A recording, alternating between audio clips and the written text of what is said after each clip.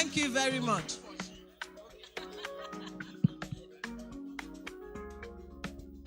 MC, just 1 second to emphasize a point to our colleagues. We congratulate the women for this unique innovation because, as I said yesterday, this is the only weapon branch that we have so far in the whole of Africa. So we are setting the pace and we are committed to inclusion.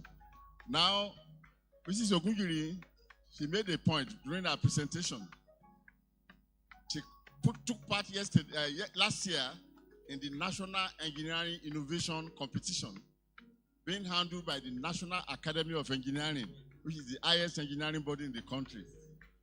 And she was one of the finalists, and her innovation was displayed in Lagos. So I want to encourage all our members, men and women, to always look out for this. When there is anything like competition, try to take part. It can change your life completely. So this year's advert is already on our platform. I think Professor Longe has posted it. So look for it and find something and put in. Because the more agri-engineers win, the more we are very proud of our profession. The lady that came second last year was from Futa.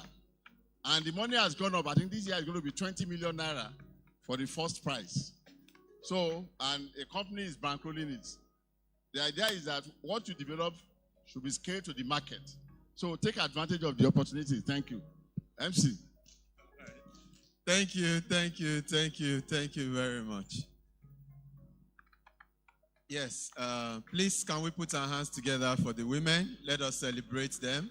Women in agriculture and bioresource engineering in Nigeria.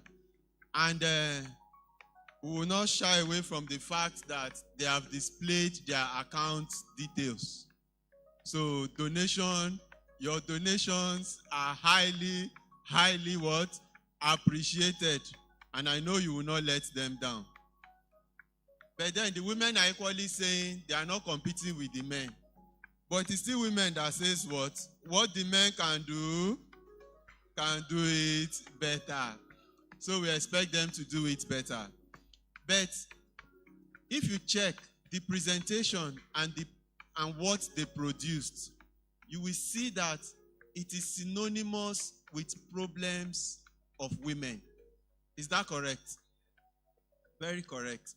They are the ones that use the vegetables and all of that. And they worry, no, pardon. When I say they are the ones that use it, is it not you that is in custody of it? Are you not the one that will prepare it? Are you not the one that is worried about it? Exactly. So we are helping you people to eat it. And the truth of the matter is, it is a very serious problem. Some men like to eat fresh vegetables every day. And the women will have to go to market every day to get what? Fresh vegetables. But you see that the world is changing. Everything is dynamic. You have some women very busy, they are equally working. The men will not expect them to be in the market every day. Now, such technologies take care of this problem. And then we can still have our lives the way we have it. So please, let's put our hands together for the women. All right, now we go to technical sessions, the technical aspects of our conference. And then we shall now be taking the first plenary session. I'm very sure when you came in, you see that the stage is readdressed. And it is now time for us to take plenary sessions. So I will invite the moderator. But before then, we know we'll be having 2 lead papers. Lead paper 1 presentation, and then the lead paper 2 presentation. The moderator will come and help us to announce these papers and equally arrange the session. So ladies and gentlemen, for the plenary session 1, let us put our hands together as we welcome on stage the moderator, Engineer Professor C.O. Akingbile, FNIAE FNSE, Dean, School of Infrastructure, Minerals, and Manufacturing Engineering, Federal University of Technology, Akure, Ondo State. Let's put our hands together for him. Is the prof around?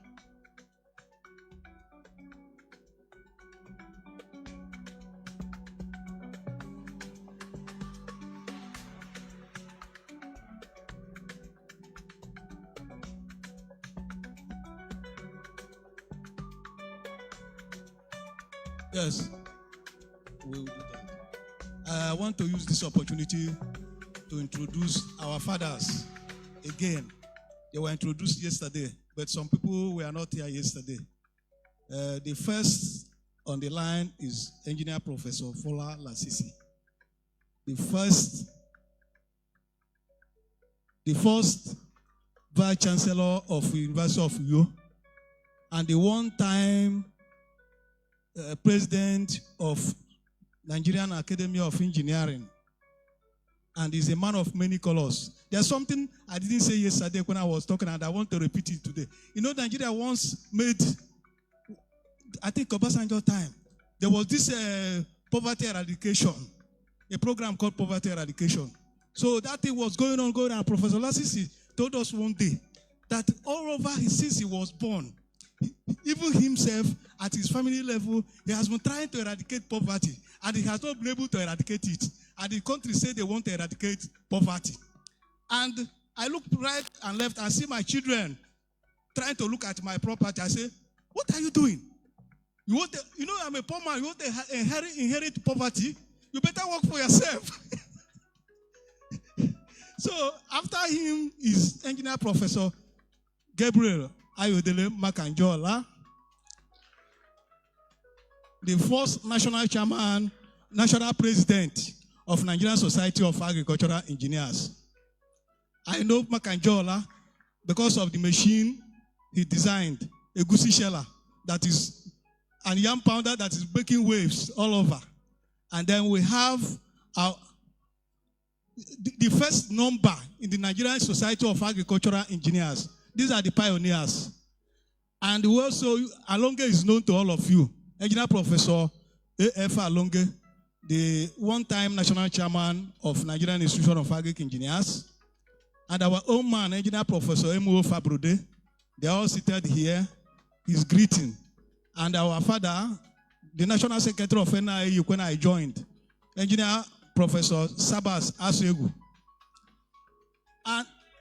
And we have here somebody I served meritoriously as National Secretary and a 16-year rector of 2 polytechnics. And when I was serving him as a secretary, I was an executive secretary. Those of you who knows what is called executive secretary, I was executive secretary during his time. He's no person than SM Musa.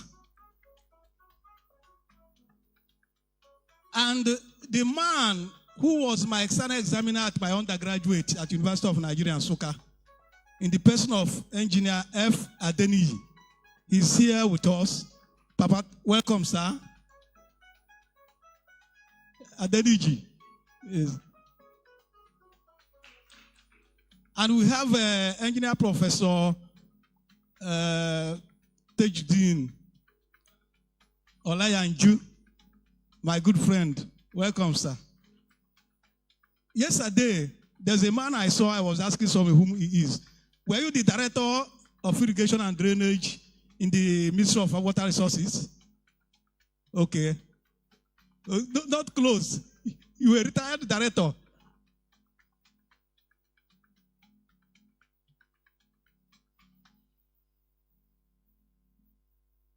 Okay. Yeah. Oh, welcome, sir. So we cannot thank everybody. And also have to introduce my boss. My boss when I was at the National Agricultural Land Development Authority in the person of Engineer Beatrice Elesa. Okay, greet the audience. Thank you.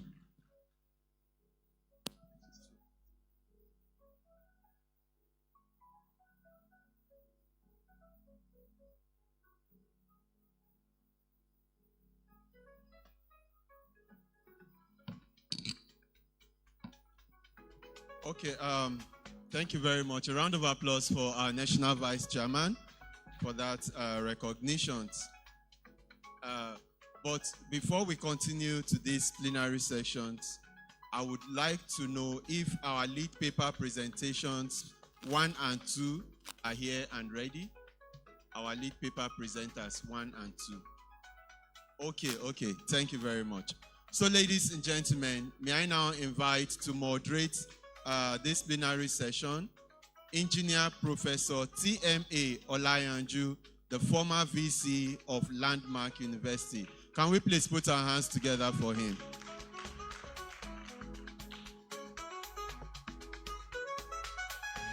Thank you very much. So he will take over from me now. Thank you. Thank you, our master of events. Can we give it to the MP? He has been doing a very good job. Once again, congratulations and happy 50th anniversary to us as a professional body. I recognize all our mentors, our fathers, our grandfathers in the house. It's a very rare privilege to have all of you around. We really appreciate you. The Lord will continue to strengthen you. My job is just to moderate. And then the first plenary session is okay. The person that will be our rapporteur coincidentally just made the presentation, and that is the wife of my own very good friend who I met some years ago, and we netted together like David and Jonathan.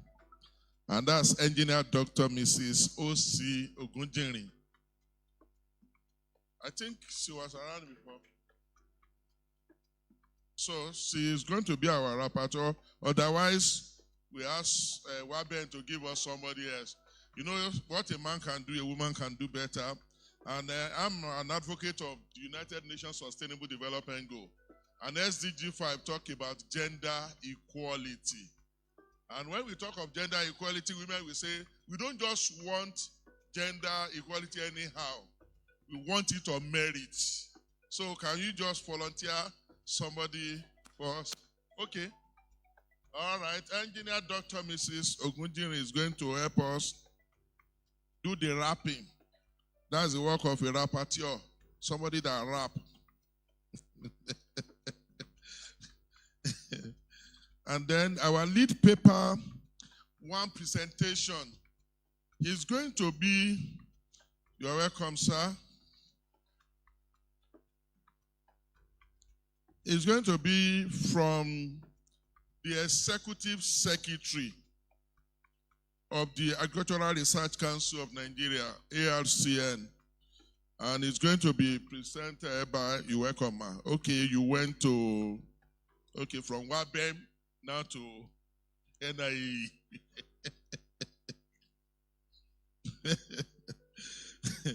Town Planning Dr. Abubakar Adamu Daban. Or is he around, or his representative? Dr. Femi Abi. My own very good friend. So where is he? Or who is representing him?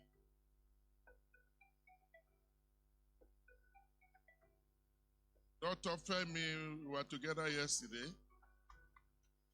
So what do we do? Do we go to the second one? Olufemi Salako. Dr. Olufemi Salako. ARCN members, can you wave to us? All right.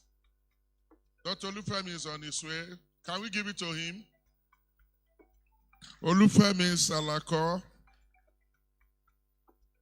ARCN.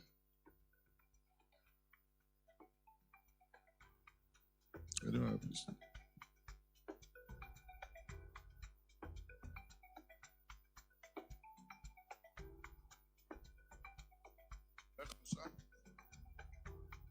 So, MC, can we just hit the ground running? I don't have his topic, but I think he will come up and do the needful. So, PowerPoint? Is it already here? Technical crew, studio. Are we good to go?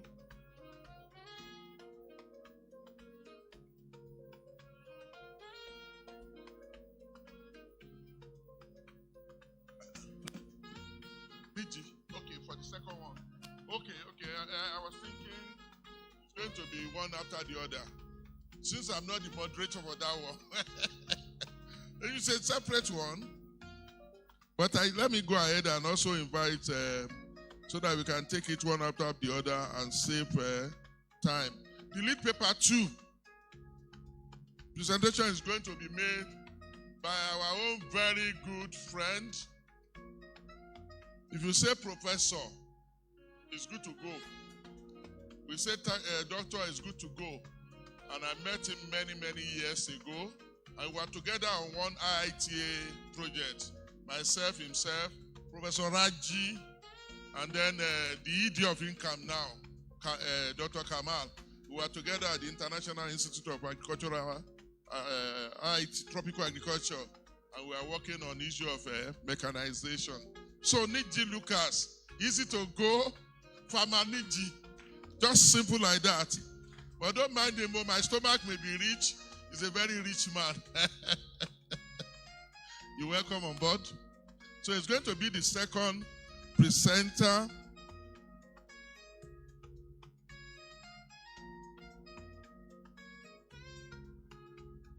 Okay.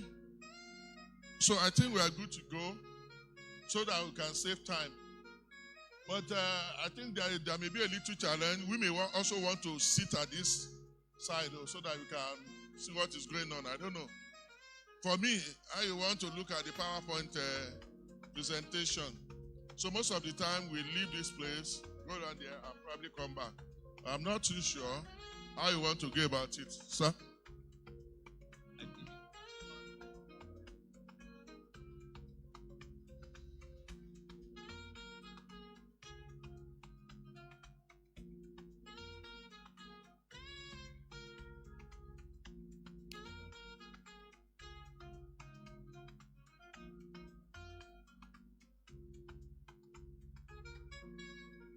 The chairman of this session and our moderator, distinguished fathers in the house,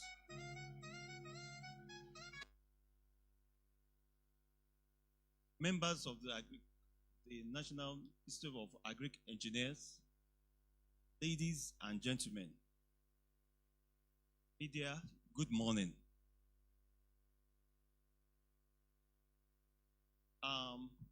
Again, sorry I was not in when the remarks were being made. I am Dr. Oluwafemi Salako. I'm representing the Executive Secretary of the Agricultural Research Council of Nigeria, in person of TPL Dr. Abubakar Adamu Daban, who have loved to be here, but for its engagement, I will return my neck.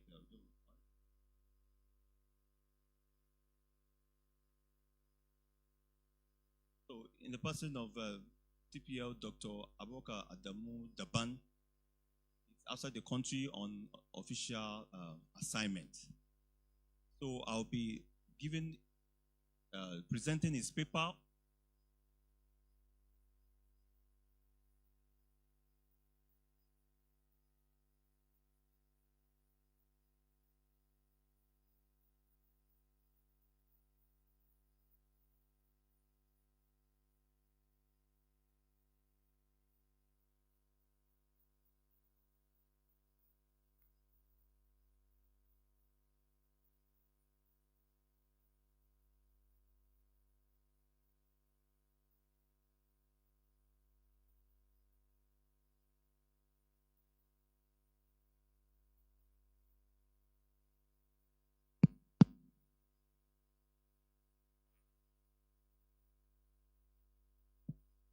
The topic that we have before us is standardization and promotion of proven technologies for agricultural production and value addition.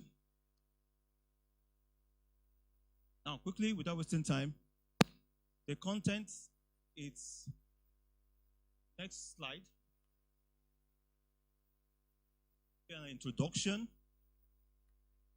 agricultural technology, concepts of standardization, benefits of standardization, challenges to standardization and promotion, strategies for effective standardization and promotion, the role of ALCN in efficient mechanization delivery.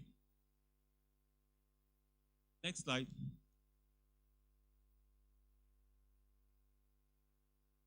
We're all used to the common narrative that the level of agricultural mechanization in Nigeria has been adjudged to be one of the lowest in the world.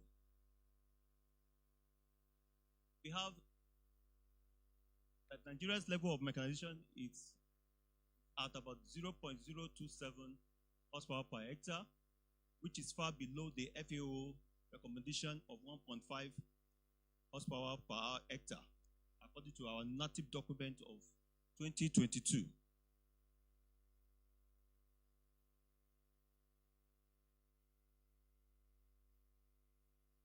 And this has been due to the inadequate technological inputs. Can it be more clearer?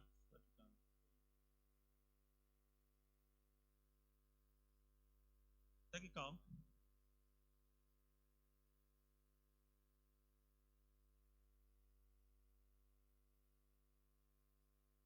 Okay.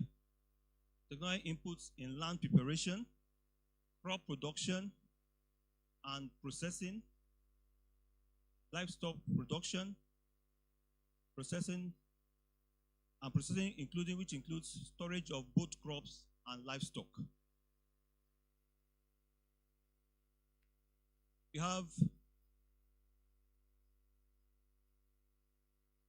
in terms of designing affordable machines, we don't have enough, the cost, there's low cost in that wise, and in terms of adaptation technologies, we have modifying the equipment for small-scale farming is a challenge. So in the course of this meeting, we think we should be able to produce a solution for that. Are you there? Technical. Next slide. What is agricultural technology? Next slide. Hello? Okay. Definition is the use of technology to improve the control, growth, and harvesting of animal and plant products. It has a goal to increase the agricultural output, productivity, and efficiency while reducing waste, labor cost, and environmental impact. It has, agricultural technology covers tools, techniques, systems, biotech, and so on and so forth.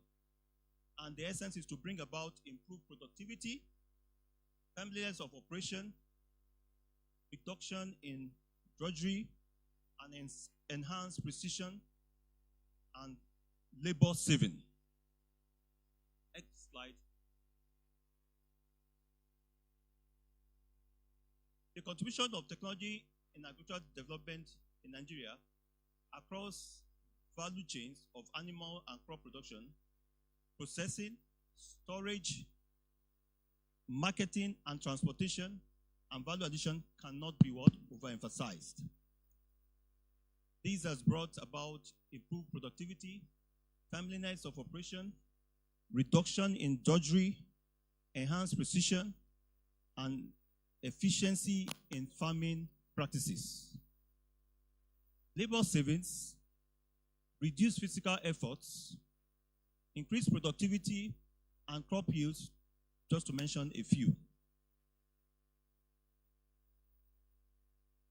Next slide. The goals, or what are the goals of agricultural mechanization? We're all used to this.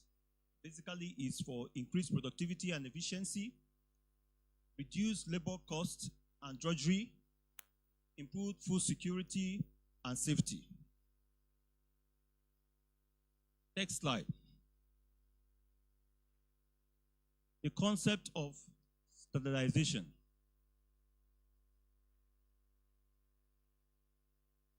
This brings about using machines that meets spec. It also involves the process of establishing consistent rules, protocols, specifications for agricultural tools to improve efficiency, interoperability, and reliability. Interoperability, it defines the rules and the protocols that enable different systems to communicate and exchange data seamlessly. It involves systems, machines, working together smoothly like what? A team. One of the components of standardization is data consistency. Basically, it's a primary objective and it's a fundamental component of data standardization. We also have improved efficiency. This is achieved by creating uniform processes, reducing variability, and making work more predictable.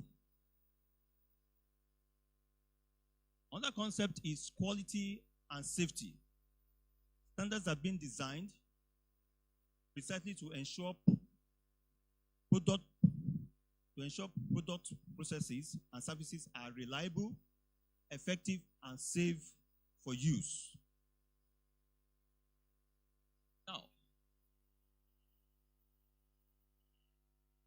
I looked at the mission statement and the mandate of NCAM.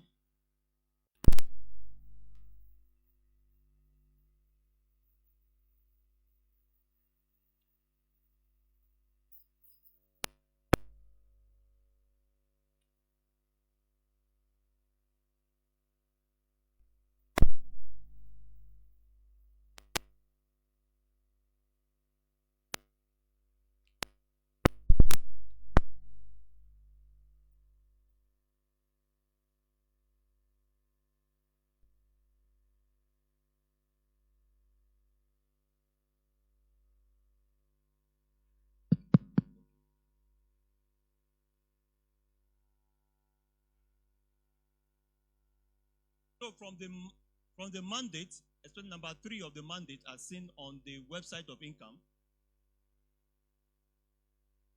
the mandate of standardization and certification is the mandate of NCAM, which is they said in collaboration with Standard Organization of Nigeria, standardize and certify agricultural equipment to ensure quality and safety. So this activity is a core mandate of standardization of NCAM. Now, maybe quickly I need to let you know a little bit background that the Agricultural Research Council of Nigeria, as I said earlier on yesterday, it's a managing council which is intended to coordinate, supervise, and regulate agricultural research, training, and extension activities within the country. The mandate covers about 16 national agri-research institutes and about 18 federal colleges of agriculture. So in which the National Center for Agri-Mechanization, it's one of the institutions under our purview. We had an amendment in 2021 of our act, and with that, since that time, NCAM became one of the institutes under our purview. They have specifically this mandate of standardization and certification. Now, going to the benefits of standardization. Quickly, I just want to mention a few here. It's to facilitate technology adoption and diffusion, improve quality control, facilitate local fabrication, promote farmers' confidence, and support certification and training programs.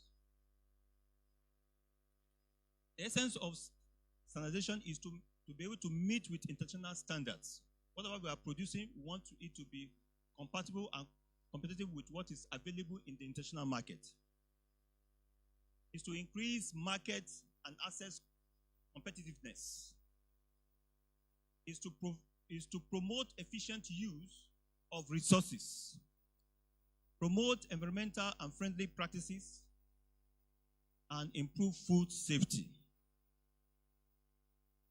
Thank you. Next slide. Now, what are the challenges of standardization? It includes resistance to change and technological adoption barriers. So we know that's human. Whenever something is, we do not want to change from what is conventional. It involves inadequate funding and policy support. Inadequate funding is what the song we sing generally in that, and I want to believe that it will improve. Now, concerning policy support, recently this year, there was a validation of the mechanization policy, and I think it took place in NCAM here. They had the validation, though I was not there, but I was meant to understand that they are in the process of compiling it at the Ministry of at the Federal Ministry of Agriculture and Food Security, for it to move to the presidency, where they will assent it, and we'll be able to have our policy be able to come out. I've worked extensively on it. From the draft stage, it has been repackaged again for it to go to the presidency. Strategies for effective standardization and promotion. Next slide.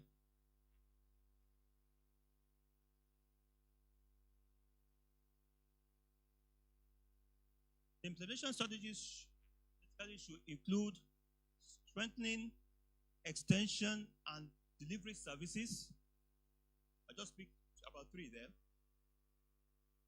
Development of local standards, capacity building, support local fabrications with training and quality assurance.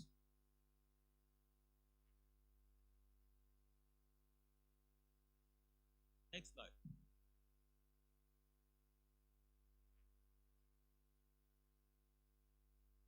What is the role of ARCN in efficient mechanization delivery? The ARCN has been playing a critical role, as I said initially, in coordinating, regulating, and strengthening Nigeria's agricultural research system through its network institutes and College of Agriculture. The Council will continue to serve as the bridge between innovation and application, ensuring that technologies developed in the research institutes like NCAM are standardized, validated, and delivered to end users. Now, to enhance efficiency in agricultural mechanization delivery, ASN should do the following things. Next slide. We're going to be strengthening institutional capacity. How? With affiliated institutes for technology testing, certification, and dissemination. We promote synergy between research institutions. And as I said earlier, we have about 18 national agricultural research institutions. Private sector innovations. I understand sometimes we have some prototypes that we give to private people to further develop, and farmer organizations. Now, the ASN still encourages commercialization of proven technologies through partnerships. I also want to add here, through the development of spin-off companies.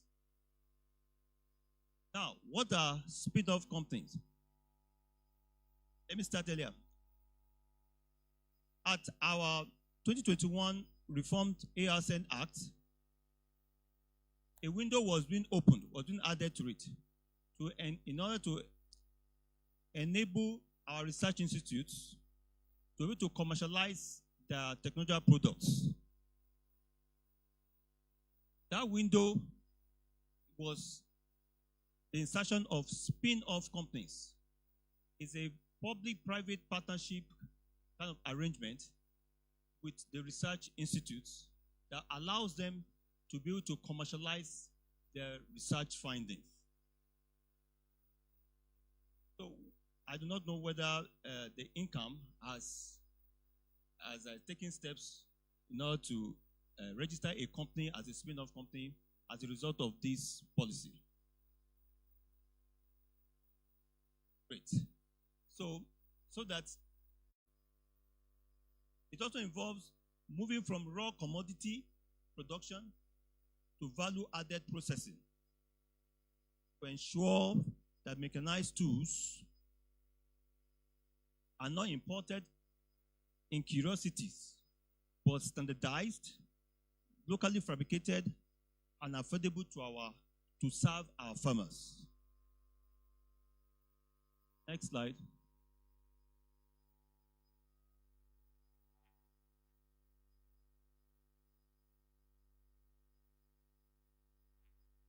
Now, I will take it word for word here.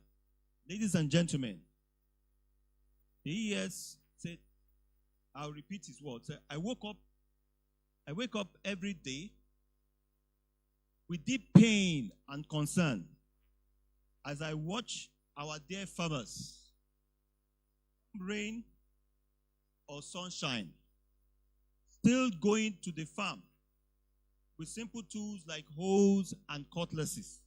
As you can see, this is not too far from what we see around us.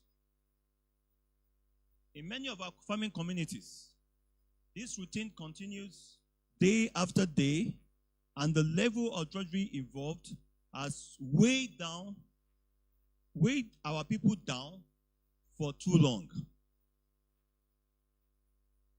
Next time. He said, my concerned audience, I would like to share a new perception that has changed everything for me. Man, Engineer Professor J.O. Olaoye, you are welcome, sir. So because of our time, we will take the second lead paper presentation.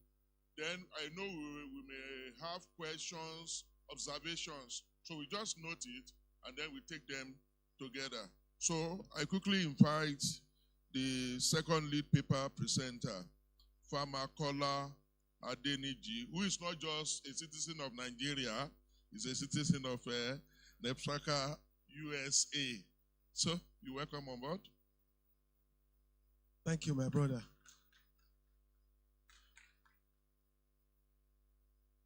Yeah, good morning, all. Permit me to stand on the existing protocol, but I still need to give honor to those who deserve, who are my father in the house, my brothers, and my friends. Say good morning to you. Prof, good morning, sir. Prof and Ejala of has always been watching my back, and Professor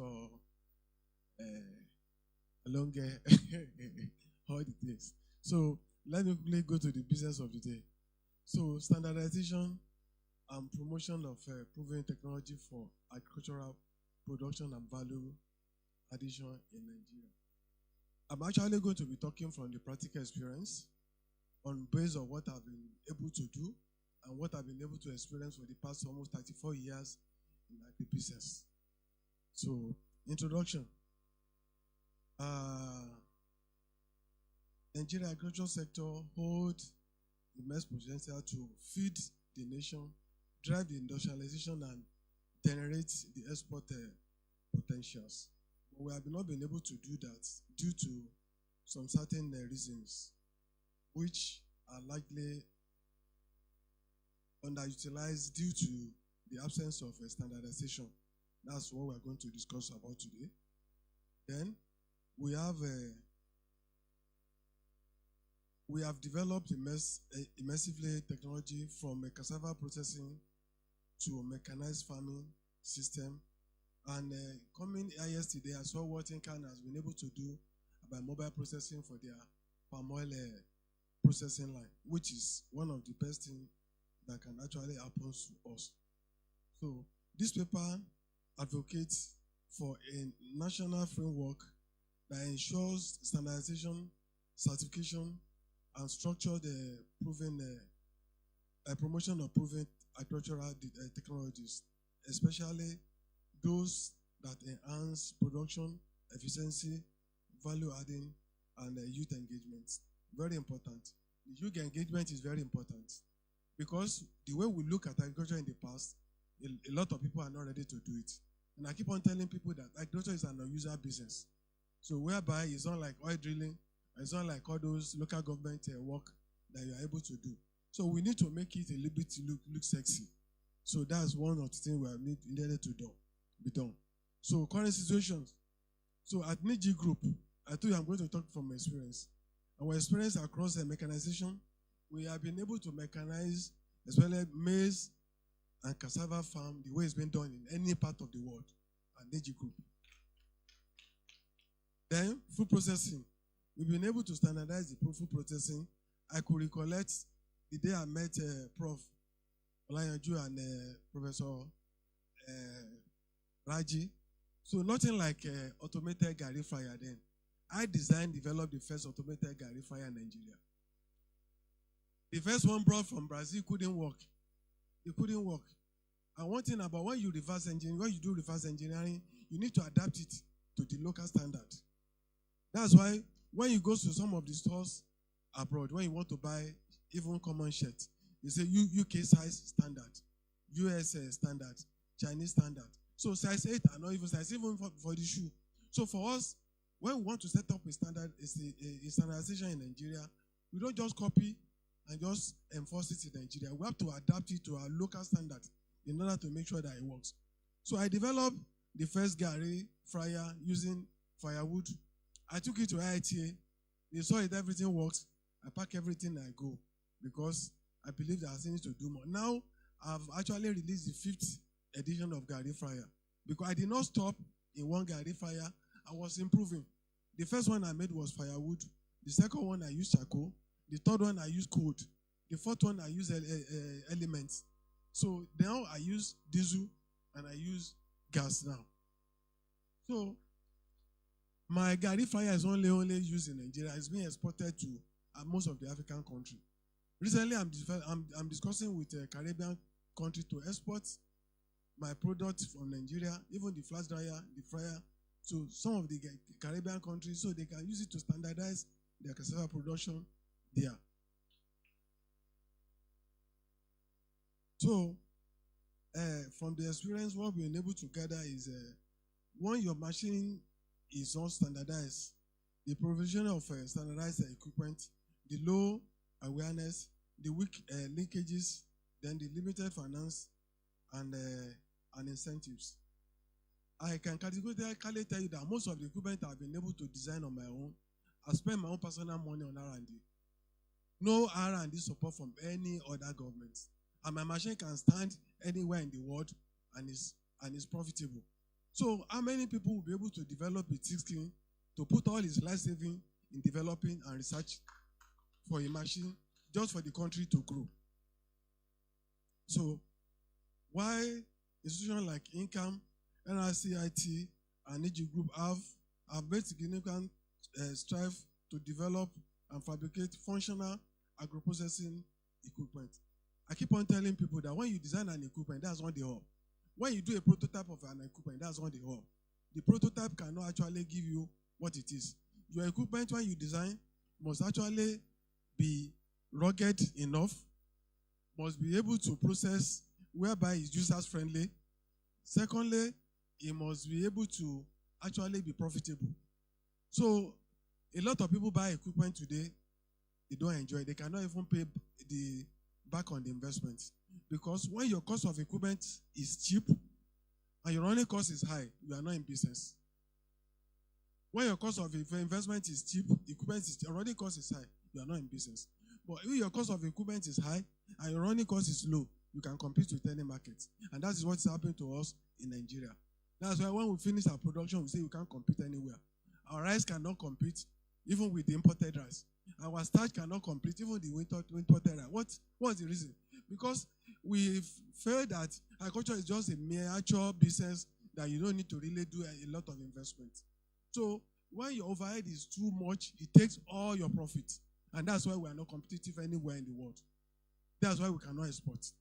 So, but if those people, you look at the size of equipment they use, but their running cost is low, they can penetrate any market. So we need to look into that area. Thank you. So, importance of standardization. So, when a customer buys a standardized equipment, it guarantees the quality and the performance of the products. Then mass production can actually be done, mechanization. Then enhancement of export potentials. So because I design my equipment, most of the component parts are stainless. Microbial level have reduced. So my product can actually be exported almost anywhere in the world. I'm comfortable and I'm proud that my odorless fufu now, I can bet you that they can get it everywhere in the continent. And it's being done, produced in Nigeria. This year alone, I've done like almost, I think, 10 to 15 containers of odorless fufu outside the country. And when I started working with fufu, nobody liked to eat fufu. You cannot even export something that is even smelly. But when we look at it, it's the processes that makes our fufu smell.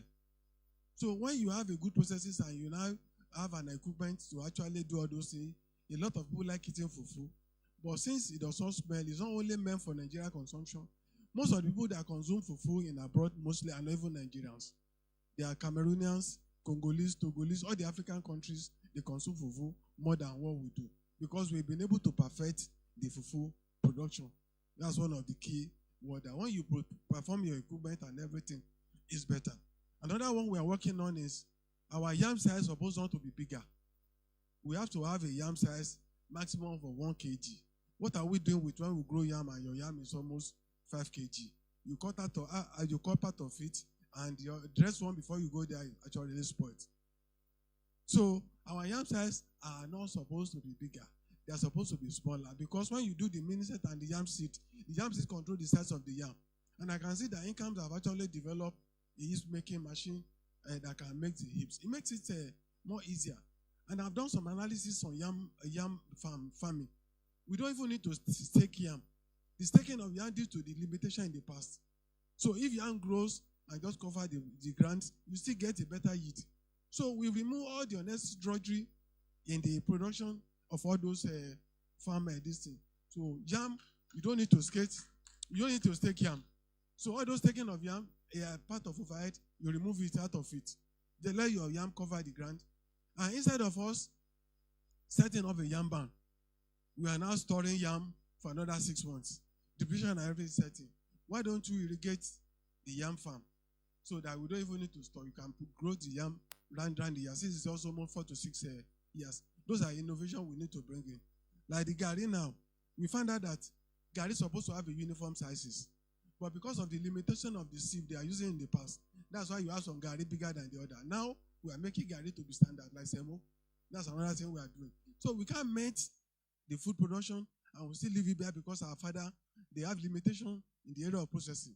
So what are we going to do with the processing equipment that we don't let that we have? That's what we are using. Thank you. So the standard organization, in partnership with NIA and NCAM, should develop and enforce national agricultural technology standard framework. I think that one is being done. I could remember one year I brought in some machines designed in Nigeria, but most of my partner, I asked them to do it for me to be cheaper. When I brought it in, after clearing from the port, the standard organization, they seized it that I don't have a standard for it. They took it to their warehouse. Then I asked them, where is the Nigerian standard? They don't have. They said the only standard they have is just for peppermint. Why are you seizing this thing when you don't have anything about it? That's another thing that NIA should do. You must have a representation in all these agencies that make agricultural unbearable in Nigeria. But even I'm sorry to say, most of the people at the NAFDAC of Affair, they don't even know the difference between stainless material and other, some of them.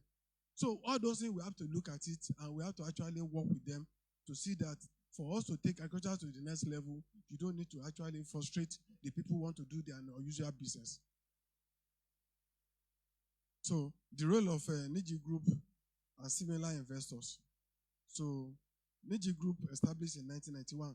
I established my company in 1991 as demonstrated how local innovation and fabrication can transform agriculture through design, local fabrication, and feed adaptation or processing equipment. 1991, what I was doing then was to meet with the international and to use the local material to produce and solve most of the problem they are importing from in 1991. That's what I was doing.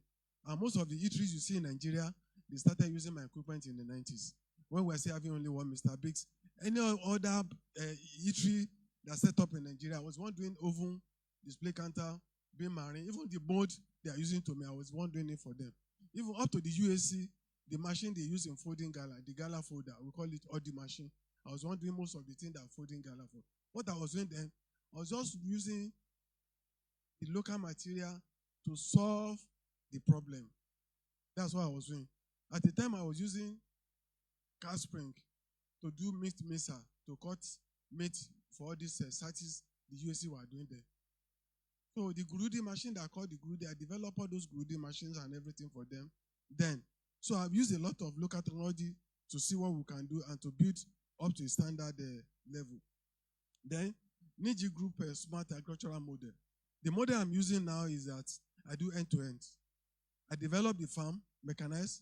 I set up the processing equipment very close to the farm. I produce all the equipment we are using. I process them. I take them to the market, and I set up a training school within the system. So I make my profit at the end of the value chain. So that's why the cost of production is cheaper, and we can actually do what we call traceability. If you don't have a good traceability, nobody will buy your product abroad. And that's part of what NCAM will do. So thank you. So recommendations. Develop a standard and test a protocol, which NCAM should do. Build a national database, because most of the people that want to invest, both Nigeria and abroad, they don't have a quality equipment. I've seen a lot of equipment developed, brought in China. They did not work because the equipment are not native to us. Someone want to develop a Gari machine. Doesn't have this. You have to have a process for Gari to be Gari. It's not just frying. Gari need to be genitalized first. After genitalization, you now need to dry. So if you don't maintain the normal resident time for it to turn to Gari, you just produce another thing that is not Gari. So if you don't know the speed at which the first speed you use is different from the second speed and the third speed you use for it to be Gari, you produce what is not Gari. And if you don't know the temperature you are using for the first denatalization to go up. And when it's dry, the temperature you have to use, and how to synchronize your speed with the temperature, you are joking. So just see cassava that drier is drier. No, it's not. So those are all those things that NCAM need to look at for. Then, linkages between university and research center. I think when I was in Nebraska, I saw a typical reasons whereby most of the extension officers domiciles in the university and the research centers. So when the products have been developed through them and everything, they take it back to the farm, stay in there, collect the data, come back to the university, whether it works or it doesn't work. So if you are not part of the system to develop it and you want to enforce it, it won't work, and that's the problem we are facing. Then, launch a Made in Nigerian agri-tech promo campaign. We need to do that because a lot of African countries, they believe that if Nigeria can do it, why are we going to abroad and everything to buy? I think we partner with our people. Then, support youth-focused agri-tech incubation center. So our incubation center are not enough. I've seen a lot of youth that really want to set up processing. They don't know where to go and they don't have the money to set up all those things. The Bank of Agriculture should actually facilitate loan without a collateral. We know that farming is not easy. It's not a good business to do initially until you make an informed start. So bank want to now give you a guarantee. They want to collect all the collateral and everything. Where will you get it? Where would the youth get the collateral to do? So in this case, we should just form a kind of a system, a circular economy, whereby when you are within that circular economy, you can borrow money. It's like when they are borrowing money because you have been paid salary, the bank does not need to collect any collateral from you. So we need to set up, I've developed a model which we will call it community farming. Within the community farming, when you are within that area, any money you collect, you don't need collateral because you are within the system. And the money cannot go out until they go out through the system. So we've developed that again. Then, NAFDAC zones and custom should actually be discussed. So because when you set up a system, when they frustrate you the first time, the second time, you won't do it. I could recollect when I brought some SKD tractors and I want to assemble. After clearing from the port, they demanded for money. I said I don't have. They returned it back to the port. I pay almost 35% duty on tractor. 35% duty on tractor. I have to pay it because I don't want to give anybody anything. After I wrote a letter to almost 11 ministries, I could not get any reply. That one is frustrating. So it's frustrating. So all those things, we need to actually sit down with them and discuss in that area. Then we need to have what we call a dedicated port for all agricultural products, whether you are importing, you are exporting. I've sold an equipment to Ghana, load in a truck here. The guy paid almost 12 million to take equipment from here to Ghana. 11 million, just in a truck. From here to Ghana, he paid almost 12 million, 11 something million. Same thing in Togo, same thing in all those things. Going to Madagascar alone, if they bought maybe few equipment and they pay close to almost, I think, $7,000. Even the cost is more than even the cost of the equipment. So we need to sit down with our people to realize that, no, they have to do the next thing. When I was sending my equipment to, I don't know, one other country, when we get to the port, they delayed the container for another 1 month because they said electric motor is being imported into the country, I cannot export. If that part, without the electric motor, the machine cannot work. They didn't allow it to go. They said because of the electric motor, I need to remove the electric motor before I can send the Made in Nigeria. So we need to sit down with these people and let them realize the damage they're actually causing to the growth of the country. So, conclusion. So standardization and promotion of proven agricultural technology are essential to achieve Nigeria's food security and industrialization goal. When our innovations are recognized, certified, and skilled, that's another thing. So we need to be able to set up what we call component specialization, whereby when we want to develop almost 1,000 parts, we can cut it in a day and it goes. Like in my factory, I have a laser machines. Once you do the design and everything, you feed in there. So it cuts everything for you. You don't even need to drill. You don't need to bore. It does everything to size and accuracy and everything. So interchangeability is possible. So we need to spend money on those parts and those areas whereby we have to set up what we call, NCAM need to set up innovation centers. Innovation centers within the NCAM, whereby if you have a youth or some of the students that develop an idea, they can take it to innovation center. You have some people there to support them. So immediately they develop and they bring it out, you cannot support them to commercialize it out. So that means their initiative will not just die. I've seen a lot of people develop a lot of things, but they cannot take it to the next level. So, thank you.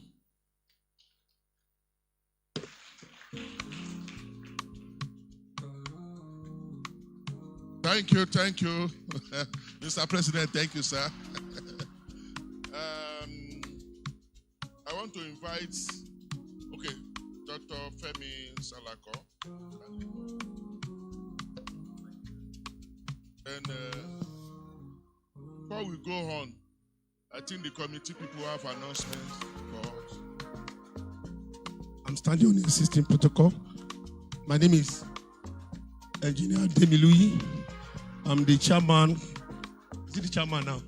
Chairman subcommittee of tourism and excursion. Please, if you don't have this and you want to go for excursion, go and get it. We have 2 places to go. I'm going to send a paper, everybody will write their name if you are interested. NCAM alone is at the first excursion center. Anytime we are free, go around NCAM. People that have been coming from various locations to come and see what we are doing. What we see in NCAM is what you can see in you can't see better place than that of NCAM. So ensure that you use your free time to move around and see what we have in NCAM. And another excursion is coming up on Friday by 8:15 a.m. because that day is election day. You want to go on time. 8:15. If you don't register now, that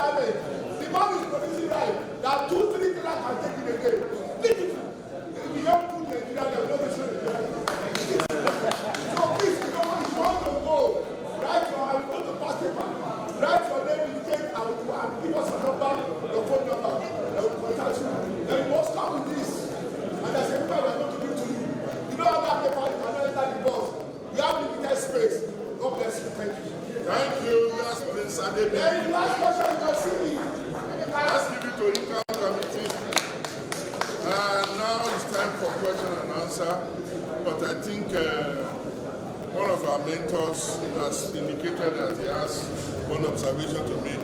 So we have just around 30 minutes to do all of this.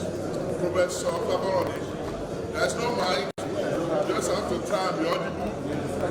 Please indicate if you have observation. So what? Okay. you see how audible. So Professor Faboroni said, I should allow we the younger one to talk first without mic. I hope Professor Arnold, you are still good to go. So kindly come and make your Question, observation, Thank you very much. or comment? Our national chairman, my teachers and ladies here, my colleagues. I'd like to commend the two speakers and to personally say that we have too many agencies in Nigeria that we need to have a second or stop at that. But I'd like to take some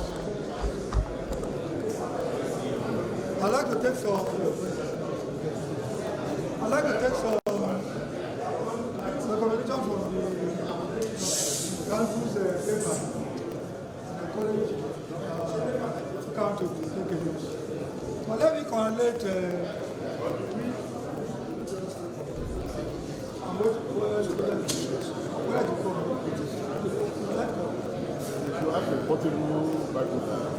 So please just give us like 3-4 minutes so that we can hear what's ahead. And then we cannot be stressing the representative of our own president and who is the president on his own. But if we have any younger person that want to ask question or comment, okay, probably because Professor Niae is a lecturer like me, he should be able to be audible. Let's give it to the national chair. As one of the youngest men, so I want to see if I'll be able to project the voice so that you can hear me audibly. From the presentations of the last speaker, I just want to say one very important thing. He was talking about standardization, and it occurs to me that so many a times we roll out information seeking for information from members. At the point we are trying to have compendium of various information that will give us statistics, data, either on specific crop or processes. But so many a times when such information is disseminated, hardly do we receive responses from our members. Sincerely, this is a major concern for us. Take, for example, during the compilations of the documentation, the historical documentation for this 50th anniversary, information was sent out to all our HODs in Nigerian university, colleges of education, and polytechnics. But unfortunately, we do not receive appropriate responses from our colleagues. And this is a serious concern because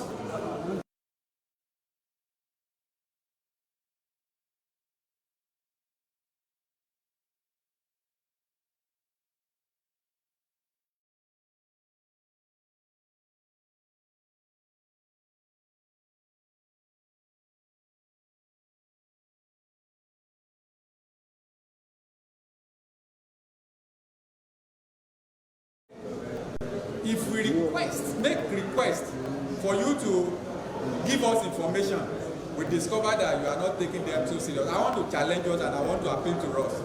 Let us respond appropriately. Let us give adequate information that will help us. We need to document all of these vital details that will assist us. We may know them, but if they are not properly documented, they would not become reference material. Let me also add this.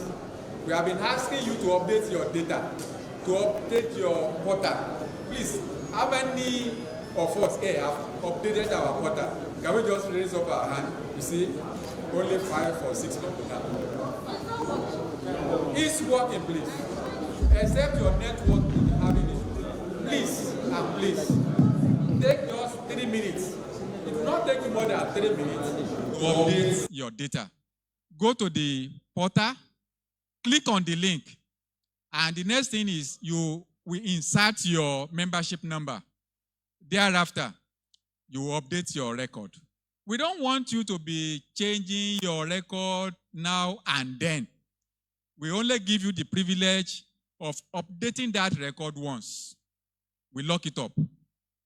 Once that is done, it's only from the back end. Any subsequent modification can be done on your portal. And what do we need? We need only your email address, your telephone number, and your address. These are basic and vital information. Of course, the one you use to register with us, we notice that some of them have changed. Some of you have moved to another institution. Some of you have relocated where you are staying. And sending information to you, we are having this difficulty. Please let us respond and update our record. Thank you and God bless.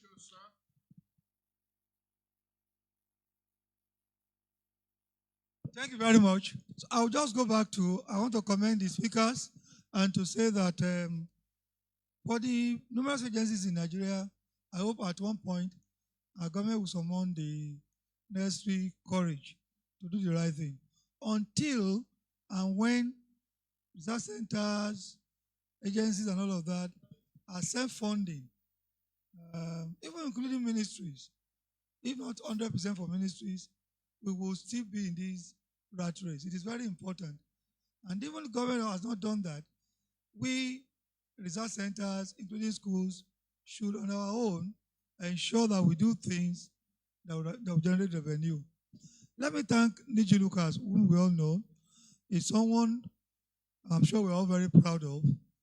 With benefit of hindsight, I wish we had a keynote paper done by him yesterday. Because again, we are just speaking to ourselves by and large.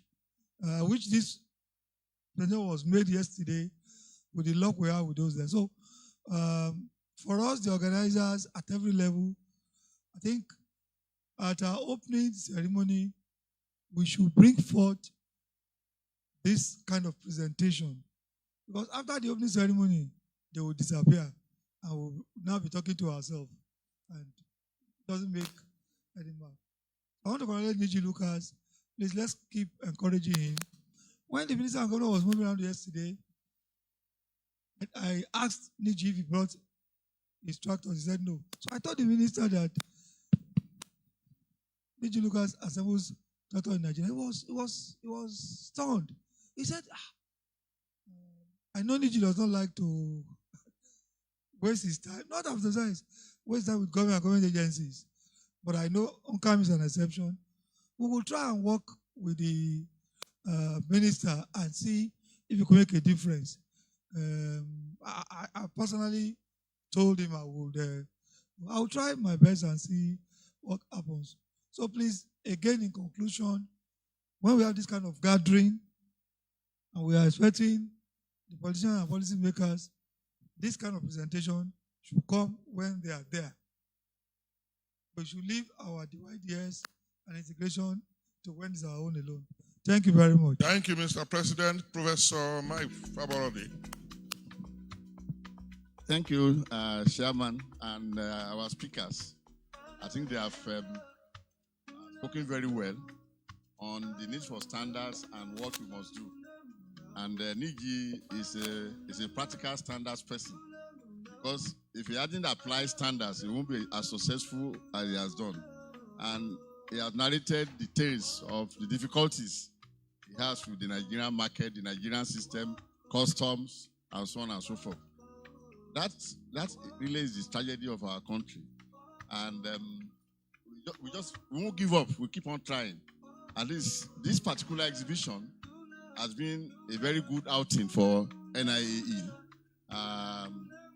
People have been wondering what agri-engineers are doing when we are shouting of food security, and everybody will come and say we are still using the hoe and the cutlass. But we produce agri-engineers. And when people go and buy tractors, and they go with non-engineers without advice to buy tractors, and they bring them, and within 2 years, all of them break down. They blame agri-engineer that they were not involved in the first place. People are supposed to bring their machines to be tested in NCAM. They don't even care about NCAM. They just bring all sorts of tractors from anywhere in the world. So it's a problem.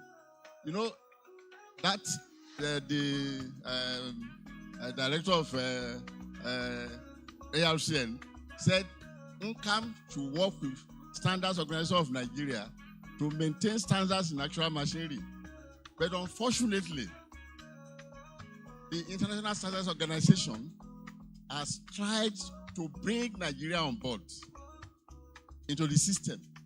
It is Nigeria itself that is not responsive. NIAE impressed Society of Engineers to work with ISO, and we had a webinar, and we brought a representative on agri-data systems to Nigeria for a particular event, and we went together to NSO. Till today, there has been no follow-up on what we said should be done. So, we have to take extraordinary measures to free ourselves from the bureaucratic something, because people are not patriotic enough to serve Nigeria. Now, what we have done in Pasai is to have a license status with ISO, bypassing all these bottlenecks. So that is what we are going to recommend to NIAE and to NCAM. We are going to take you directly to ISO, and we are going to, all these standards that we have been developing, we need to get them, to be in the ISO system. Right now, our standards, they don't show on the ISO system because they have not been processed by the Nigerian SON. Nigeria has not taken its place rightly. So this is the tragedy. And there are a number of opportunities for young engineers to be part of the system, for their capacities to be built and to become experts in standardization, the way to do it, and so on and so forth. So we are going to take that Pasai route to go into ISO. And you will see that within the next 3-5 years, the story of standardization in Nigeria will change. Thank you, sir. Permit me to recognize our grandpa, Professor Polala Sisi, for his contribution. Thank you very much. I'm interested on standards because when NSO started, I represented NSC in the 70s. I was going to Enugu. Engineer Ogun, who was my mathematics teacher in secondary school in the 50s, was the head. And it was really enlightening that we were recognizing engineering. So where have we failed? We have to look back. There is a story that if you fall down, if you are a young one, you start running forward. But if you are an old one, you look back, why have you fallen? What has caused you to fall? And when you learn from that, then you can make good progress. So for us, we must engage. And I think Professor Fabo already has mentioned that. There is good engagement, more of it. But it's not enough. Many of us must engage with politicians. Professor Lunge is engaging with them. Professor Fabo is engaging with them. My friend there is engaging with them. I know a number, but we don't have enough. We need more to be engaged. It's politics that move things. There is no alternative. You saw what we enjoyed yesterday. If one of us is not a governor, how will we have, even what we are doing now, we will have been nonsensical. Please, we want you to look into that and engage. Standards are important. There is no alternatives. I wish you well. Thank you very much. Thank you, sir. We just take one more. This is a topic we cannot exhaust now. We still have our technical sessions and all of that, please. Professor Raji. Well, thank you very much. All protocols duly observed. Well, I want to start where our grandfather stopped, that engagement. Actually, I was at one of the research institutes recently. And the representative of the ARCN is here.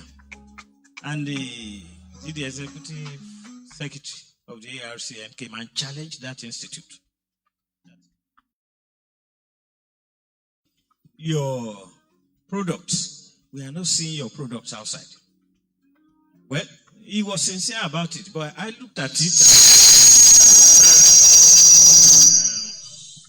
Is this not a political statement? But after a lot of discussion, we found out that probably the mandate for that was not given to that institute. But now that ARCN was concerned about it, I think they have started something in line with that, such that we will know, because occasionally you go outside, if you ask for NCAM, probably somebody doesn't know what NCAM is. You ask for so many research institutes, people don't know.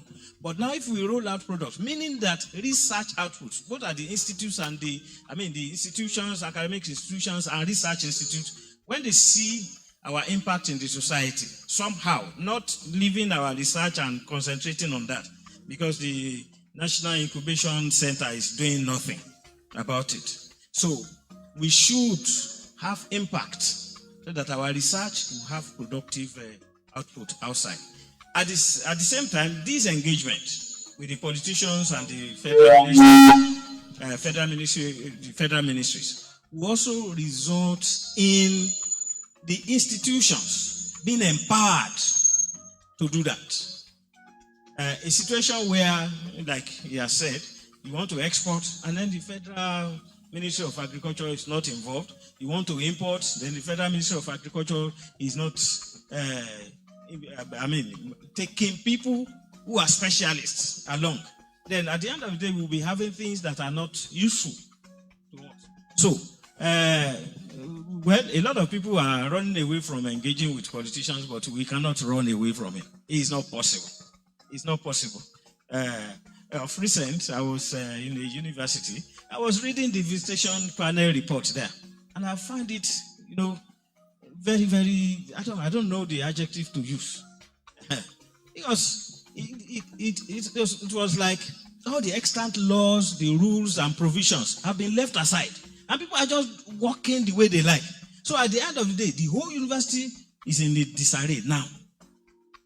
So the same thing at most of the institutes. We just leave, the mandates given, and then we start doing some other things. So we need to impact the society so that the society will know that we are existing, and then we can offer quite a lot for them. And I believe the issue of the logistics, moving and that is the problem with the economic and then the trade issues in the region. Let me just put it that way. The continent, the West African region, and then the continent. The flash dryer that you are talking of, even in Nigeria, how many people are using the flash dryer? So this flash dryer that was designed with lots of, many of us who are agricultural engineers, it's not even being used in Nigeria. They are being used in the West African countries and the East African countries. And despite the huge transportation cost. So I want to put it to the incoming, or we say the national chairman, to ensure that the national executive, we don't want to limit it to individuals now. Individuals are powerful, but the national executive can actually bring in these individuals and then assist the executive in the engagement such that we will become very relevant. Thank you very much.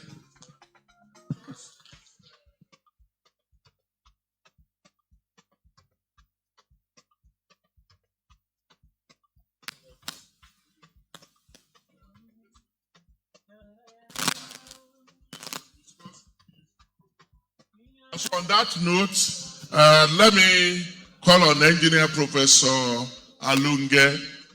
You are NCAM, you are our host. Thank you so much, Mr. Moderator and Professor.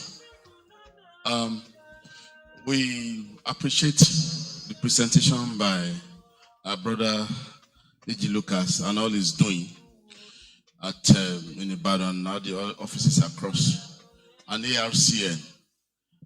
In the last couple of years, NIE has made some moves to reach out to places. In fact, the product of it is that we are having ARCN today to be here. But we want to reiterate and emphasize the need for our colleagues who are competent. There are not less than 13 research institutes.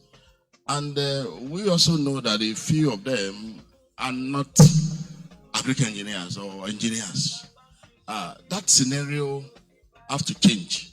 Seated here are very competent individuals who can do a lot in terms of, because in terms of what is done. We had made a move that the need for proper integration, although we have to still talk behind the scene. I was talking with the Permanent Secretary yesterday that there still need a lot to be done for us working closely together in getting things done, because most of the research institutes under ARCN, they are agri-based. Stock products, cassava, root crops, and several others, and NCRI, oil palm, and the rest. But you will discover that the people at the helms of these affairs, what is needed to get their work done in terms of engineering is not in place. So we need to still work together. But the point I'm making here is that to take home to the director, get us involved, get NIA involved as an institution, so that we can get better results. I think the point is clear. We will talk with you later and the PS and possibly the minister. But the point is that we have to work together to get things done. It's not a bad thing for NIA to be involved in the RCA council meetings and things like that. We have made that advocacy, but that is not yet fully put in place. But we're looking forward to seeing that done, so that the synergy can be more and we can get better results. Thank you. Thank you, the National Vice, Engineer Professor Adama. Thank you. I have a question for both ARCN and Nigerian Lucas. To ARCN, you know that you are heading technical institutions. And any nation that plays with the technical institutions is in trouble. You don't do politics with technical institutions you have so that you succeed. How far have you people made efforts to be sure that these institutions are not extending their mandate and that they are getting what they want? Why I want to see this is that I went to a state and saw a Federal College of Agriculture constructing road in another state. I became worried. Federal College of Education, we don't have Federal Ministry of Works, we don't have this. They are constructing a big road in a state, but this is pass-through budgets. It's suspicious. Okay. After you respond. To NG Lucas, yes, I have listened to your presentations in many places and many quarters. You have been speaking very, very well, and people understand what you are saying. Now, I know in your workshop you have technicians, draftsmen, and the food scientists that are doing everything. But you know that you are the head. If you are not there, people, the technicians may say that they know this, technology will say they know this, but there are things you coordinate that is making you to know everything that is taking place there. That comes to a question of sustainability. Because what I'm saying is that anybody can die anytime. As we are here, I'm not afraid of death. I always get prepared because it can happen to anybody anytime. So I'm not wishing you that you are going to live long. But how are you trying to ensure that? Because this armor we are hearing about now, you may hear of Kishida. You may think that it is the same person that is established armor. That one has died. It is the son that is carrying armor. Even this award, it's the son that gave him award. Odibo got it in 1978, and Alonge got it now. It's the son. You may think that it's the same armor.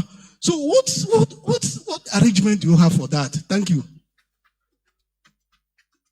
And okay, our host, one of our hosts, Engineer Dr.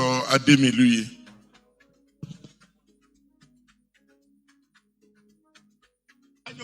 Protocol. What I want to say, please, the like of Niae Lucas, when he was presenting, I told my brother sitting by my side, my HOD, I said,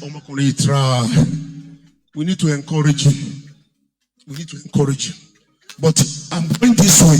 We have our leaders that God has given opportunity to be in position. When they brought Baba Adeniji here, when they brought Baba Makajola here, when they brought Baba Lasisi here, they just put them down and we're looking at their faces. Let them speak for 2 minutes. Let them see what we have done that is good, precious. Where we are lacking, talk to us. All the powerful people from the north, let's use our weight to support whatever we agree on from this meeting. We'll be meeting. After the meeting, action will not follow. Minister came yesterday. He was humble. Everybody can move near him. Let's come together. Whatever we want him to do for us, let's go to him. Bring all these old men. When they see their face, they roll back one. You can't be seeing another face and be lying. They'll be able to do something. Please. And before they go, all of you young engineers, make sure you touch Baba Makajola, touch Adeniji, touch all of them. Touch Lasisi. Let's hear from them.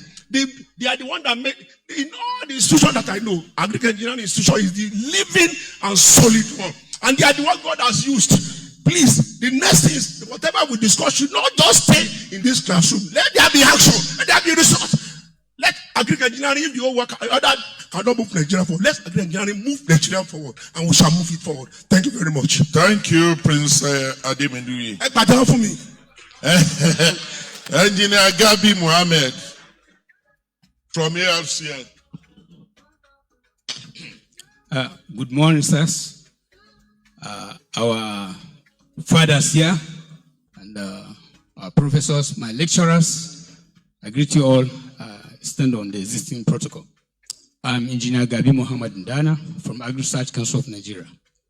A lot has been said, right from yesterday and today. And what I observed is that we are running around one thing that we need to address. And thank God, our father, the prof that spoke the other time, in terms of using our politicians to sort out things. What are we running around? NAMP, National Agricultural Mechanization Policy. This policy, discussions have been held about it many years, many times.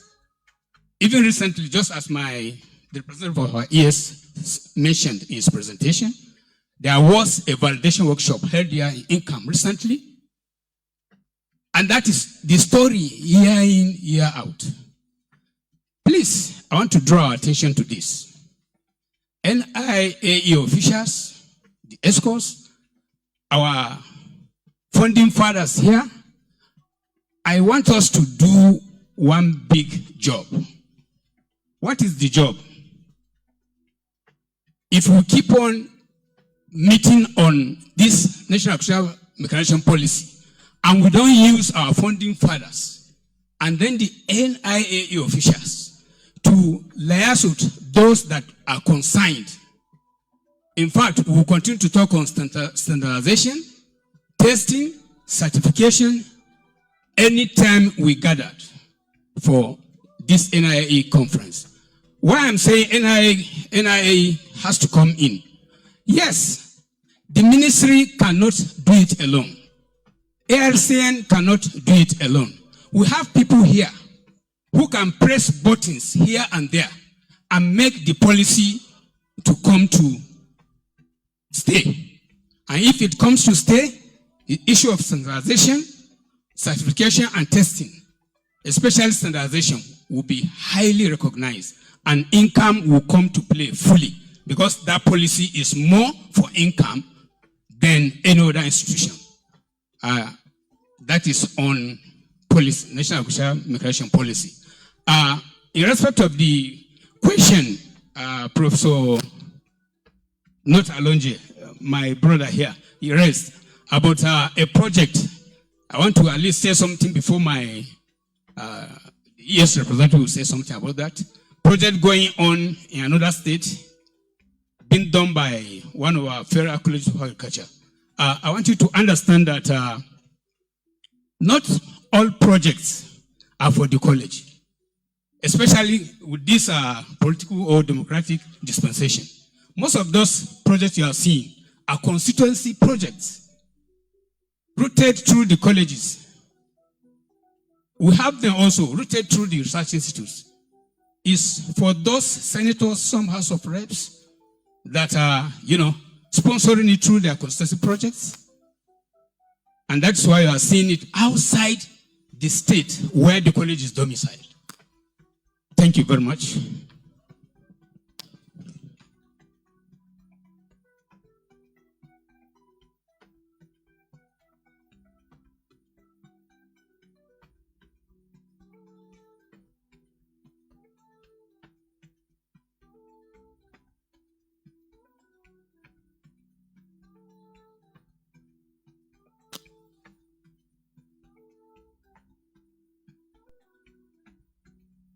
Thank you so very much, sir. It's a good thing you have decided to balance the equation. I was thinking, is it going to be a man-man thing?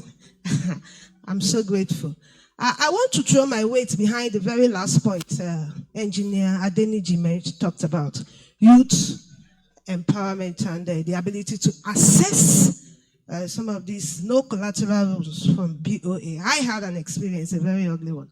I operate a snail farm, and I decided to go into processing and acquire some, little machines to aid the processing of snails. Like, for example, if you want to extract the snail meat from the shell, it's a very crude method of extraction. So I thought of getting something like a machine to do that and also doing other processing. Then I approached the Bank of Agriculture and they gave me some requirements. One, I have to be at least 18 years of age. That one over 2 decades ago, I was 18 years of age. Then I had to have a valid ID card, open and maintain an account for a minimum of 3 months, have business plan, registration with CAC, completed loan application form, relevant guarantee form, BVN of both you, the applicants, and the guarantee, bank statement of you, the applicant. Then the one that shocked me was the acceptable collateral. You would have a property with certificate of occupancy, then approved building plan. I was wondering, I want to get a loan of 1.something million, and you are telling me to get a property with certificate of occupancy. Had even I'm a man, maybe I would have used my father's house to do that. But I'm a woman, and in Igbo land, you are not giving neither a land nor a building. So I want to ask Uncle Niji, I was at your farm when I was, that was 2018, we went to IITA for a program, we visited on excursion, we were at your farm. That was the first time I met you.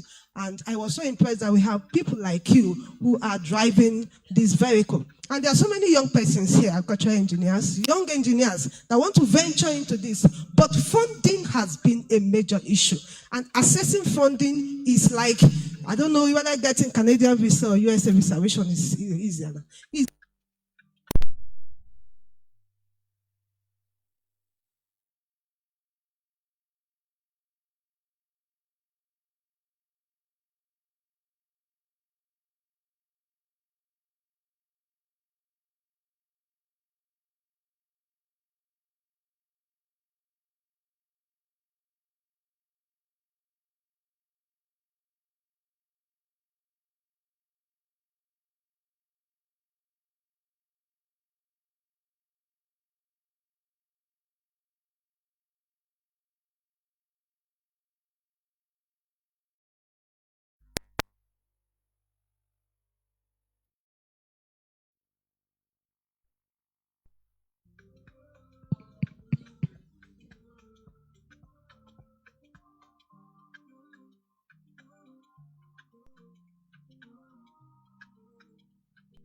Dr. Nneka Ogbuagu.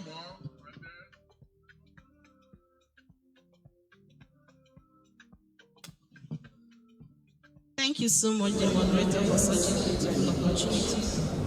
I want to thank the two presenters for that wonderful presentation. I have two questions, basically, in relation to what our sister said to the youth. Both of you are youth. Let's come down to the youth. You know that in the university where I am, one of the major challenges of agricultural engineers is finding a placement for their IT.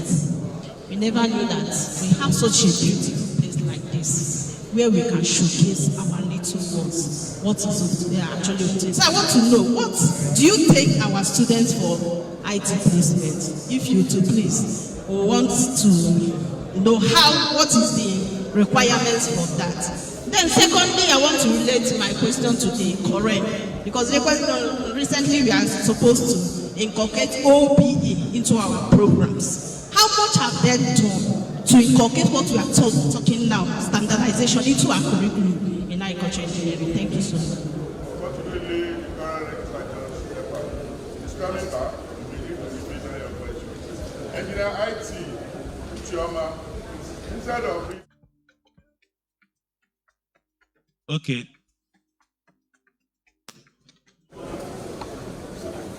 follow this.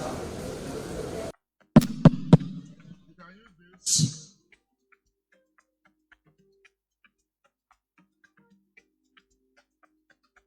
Come and take this, okay?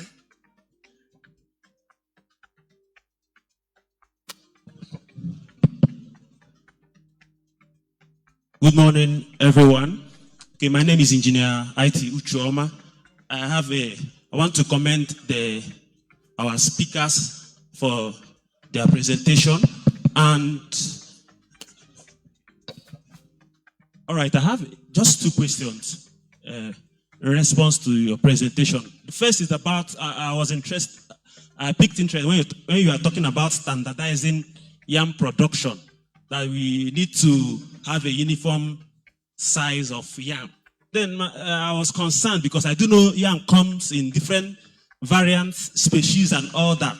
So somehow, a question of, are you recommending a genetically modified yam species to achieve that, or to devise another means of producing yam so that it will come out in that shape? I need more clarification on that. Then secondly is about your production. I do believe you have patented some of your agricultural machinery. So how can one get access to the data? Because I do know we have young researchers who want to produce such machines. And maybe in order not to reinvent a new wheel, they need an existing data. And I believe we as agricultural engineers should have a database. In fact, it should be extended to our institution so that it becomes a standard for developing certain machineries. Like you said, the Gary frying, for those who want to modify on the existing one, so that they will have a data, the parameters for developing soft machine. I think would like to get those data so that the other centers, like you made mention of the training centers, could be extended to Southeast, because I'm speaking from the Southeast where I'm coming from. Thank you so much. Thank you. Before we take the responses from the presenter, I would like us to hear from the current registrar. Current registrar, sir. Oh, current president, sir. While you were away, somebody raised an issue. So I will want her to ask the question again in your head so that you can help us with the answer.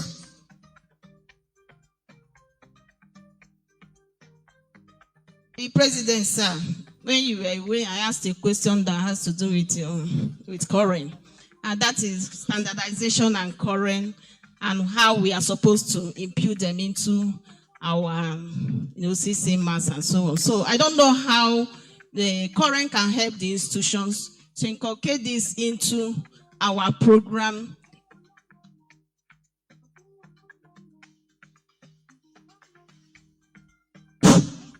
Thank you very much. I have a lot of discussions that I will present during my presentation that has to do with standardization, regulation, and enforcement. But specifically what you ask is at the upstream of the regulation, which is very, very important. When we participated in the development of the CC-MAS with NUC, Professor Pabarode led the current team with Professor Ilorin and Professor Bolu and quite a lot of them to be able to ensure that the curriculums in the engineering programs, 30 of them, 30 different engineering programs, are in line with the global benchmarking. Because Koren is also trying to become global. And I remember personally myself and Professor Bolu, Kisan Bolu, identified a very critical niche during that exercise. And that was the absence of code and standard as a course for our undergraduate engineering students. We discussed with the team leader, Professor Pabarode, and then we were challenged to develop, those details. And we did. When you check the CC-MAS for the engineering programs now, has been adopted by NUC globally in the entire university system, that aspect has been included, code and standard. Because what we discovered is that after students graduate, 95% of them don't know what is code and standard in their discipline areas. They don't know. There are very few that does that are in civil. They are very proactive. And then maybe a little of oil and gas. So that has been added. But going beyond that, I'm sure you like to know. For the last 1.5 years, we have intensively engaged NUC about the joint accreditation, which Koren has been pursuing for the last 20 years.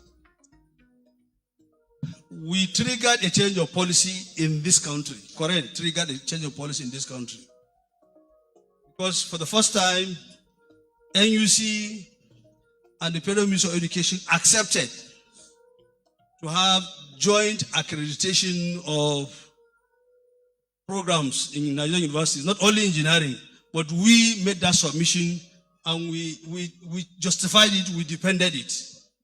It is now a policy of the federal government that regulatory bodies, both engineering, which is led by Koren, medical and dental, legal and what have you, can now have joint accreditation with NUC in the university system. We went further again. We didn't relent. We went further and we got the caveat or the waiver of the 7 of us. 7 of us. The federal government gave us a waiver that we should continue doing our accreditation independent of NUC. Now, the last meeting we held, which NUC was asked to call a stakeholder meeting, but I think 5-6 weeks ago, the Honorable Minister of Education, Alausa, formally informed all of us. And he gave an example with Koren, specifically, that those 7 regulators that were given the waiver should go ahead and commence their accreditation in Nigerian universities. The only thing they need to do is to notify formally NUC, and NUC will send an observer, meaning NUC has ceded accreditation, in our own case, to Koren in Nigerian university system. NUC is not going to, they have accepted that whatever Koren goes and do, it is acceptable with NUC. They only send observer there. At that meeting, I remember the director of planning and quality assurance of IMSU, and that of, I think, Rivers University of Port Harcourt, 3 universities stood up and asked the NUC and the minister that they have current letters on the table, and the BCs were waiting for them after that meeting to tell them what to do. And they were answered right away that current is going to come to continue with accreditation, and in this time around, we are not even going to repeat what they have done. So they have now more powers than what they had before. And that was sealed and settled. So it is incumbent on us to ensure that we entrench the academia and the industrial relationship with the industrial boards in our faculties, because that is where we're going to get the constant feedback to continue to improve our curriculum, for it to be responsive to the need of the industry, so that our graduates will be more proficient and more competent in the subject matter and the discipline they have chosen for themselves. Thank you very much for that question. Speakers to make their responses. Yeah, thank you. On the taking of active student, we do, but we take the serious-minded students. So any student that is not serious-minded should not come to us. And when we take students, they work like a staff, and we pay them. They don't work like students. We evaluate them, and we know the area where we can put them in, and we engage them. So we do that. Just send an email to us. We do that. On the sustainability, when my kids were small, I do take them to the farm. I take them to the engineering. I show them on how to cut, how to do fittings, how to weld, how to operate machines and everything. So I introduce them to all the value chain, and I don't give them education abroad. All their school and everything was local. So when they finished university, they came to me that they want to work with me, and I asked them to write a letter, and they write a letter of employment. I employ them, I give them salary. They are still staying with me, but they are the one taking all the bills in the house. The NEPA bill, the internet bill, they still contribute money to feed in the house. So they have responsibility. So from Monday to Saturday, they are in the office. They're taking over most of in charge of all those things. So I worry less about whether they can take it to the next level. They talk as if they are even running it. I should go and because they understand all the businesses. If you come to my factory now, they are the one to attend to you, to take you around. The other one is in charge of training and see to the 2 million factory. The second one is the assistant admin manager. So he sees everything, he knows about everything. So they know even the staff that is working, the staff that is not working.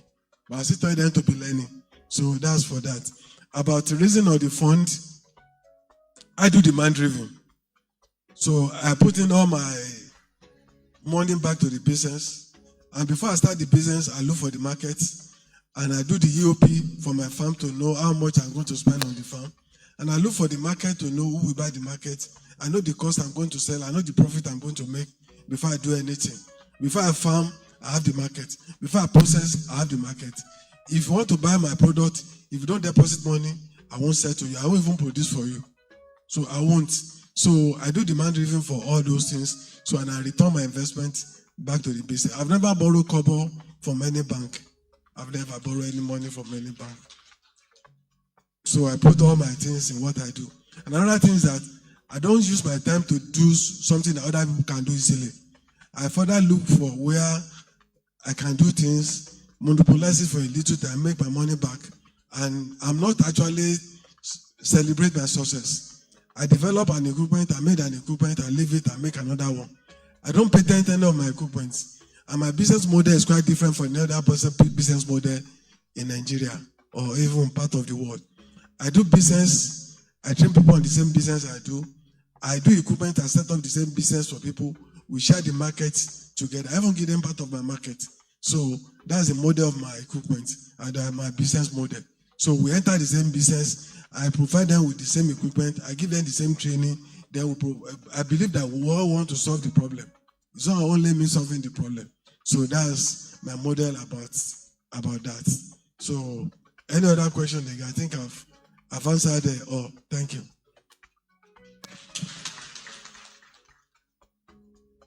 Thank you, moderator. With respect to ask question about yam. Yeah, yam does not really have to have a method of doing it.